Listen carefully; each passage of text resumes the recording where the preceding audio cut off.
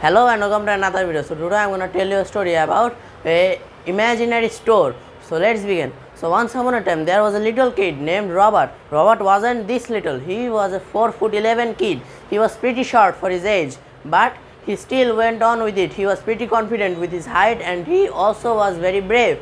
If he could do anything, if people were in danger, he was ready to sacrifice his life.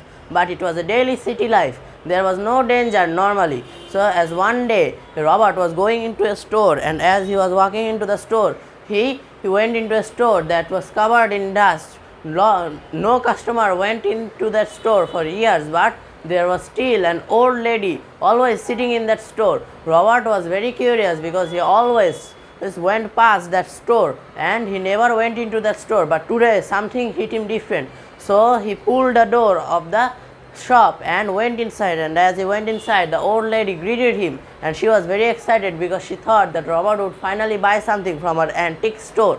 So inside there were many things. There are old comics that were almost 60 years old, and these were valued pretty high. Robert, even though having the money, he did not wanted to waste them on some comic books, so he looked at some other antiques, like if he finds something that is worth way more than it is priced at, so he will take it.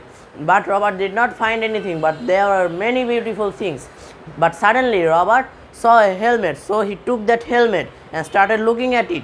The old lady asked Robert to wear it, but before he wore it, he slightly cleaned it with a little wet cloth, and as he cleaned it, there was a very much comfort foam inside of the helmet, and as there were many comfort foam inside of the helmet, he looked inside and he saw that there were nothing else but some comfort foams.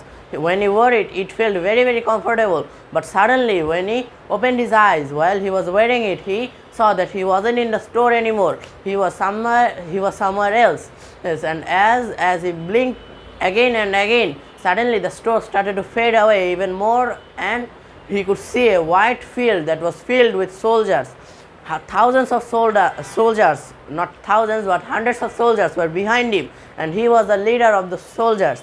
But he was a little 4'11" knight that was on a little pony, and beside him there were two other knights. Both of the knights' name was Daniel and Thomas. They were 6-foot guys, and they were very tall, and they were riding on a white horse that looked majestic. So as one of his servants or one of the soldiers came behind Sir Robert and asked him, "Sir Robert, are you ready to charge to the dragon's den?" And then Robert was very confused because he never heard anyone tell him Sir Robert or say Sir Robert to him. So he was very uncomfortable and shy, but he still went on. And as the soldier said that Sir Daniel and Sir Thomas have already left and they were waiting for you to charge with them. So Robert started to go towards Thomas and Daniel, and as he went towards them, and they looked at the dragon's den, they were pretty scared because the dragon was a huge dragon. It was almost 300 feet tall. But there was a phrase in among that village where Robert was coming from. There was a phrase, and the phrase is that no other animal is as brave as men. And so as Robert and Daniel were going, they charged with a spear into the dragon's cave, and as they charged with the spear into the dragon's cave, they rode on their pony, and as the pony ran towards the dragon's den, the dragon came out and started breathing fire everywhere.